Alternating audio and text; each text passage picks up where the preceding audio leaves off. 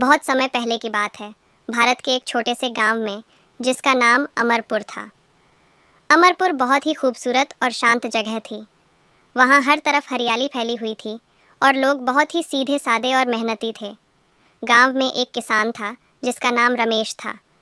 रमेश बहुत ही परिश्रमी था और उसकी छोटी सी ज़मीन थी जिस पर वह खेती करता था। उसकी पत्नी राधा घर के कामों में उसकी मदद करती थी और उनका एक छोटा बेटा था जिसका नाम मोहन था। रमेश और राधा ने मोहन को बहुत प्यार से पाला और उसे अच्छे संस्कार दिए। मोहन बहुत ही होशियार और मेहनती बच्चा था। वह गांव के स्कूल में पढ़ता था और हमेशा अच्छे अंक लाता था। एक दिन गांव में एक समस्या आई। वहां के तालाब का पानी सूखने लगा और फसलें मुरझाने लगीं। गांव के लोग बहुत चिंतित हो गए क्योंकि उनकी आजीविका खेती पर ही निर्भर थी। रमेश ने सोचा कि उसे कुछ करना चाहिए।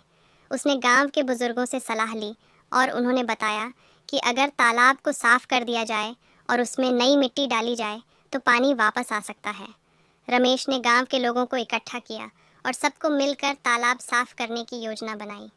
गांव के सभी लोग रमेश के साथ आ गए और उन्होंने मिलकर तालाब को साफ किया। कुछ ही दिनों में तालाब में पानी फिर से भरने लगा और गांव में खुशी की लहर दौड़ गई। फसलें फिर से हरी भरी हो गईं और सभी लोग रमेश की प्रशंसा करने लगे। इस घटना के बाद रमेश और उसका परिवार गांव में और भी आदर के पात्र बन गए। मोहन ने भी अपने पिता से सीखा कि मेहनत और एकता से कोई भी समस्या हल की जा सकती है। गांव के लोग हमेशा मिलजुल कर रहते और एक दूसरे की मदद करते रहे। इस तरह अमरपुर गांव की यह छोटी सी कहानी हमें सिखाती है कि जब हम मिलकर काम करते हैं और एक दूसरे की मदद करते हैं तो कोई भी समस्या बड़ी नहीं रहती।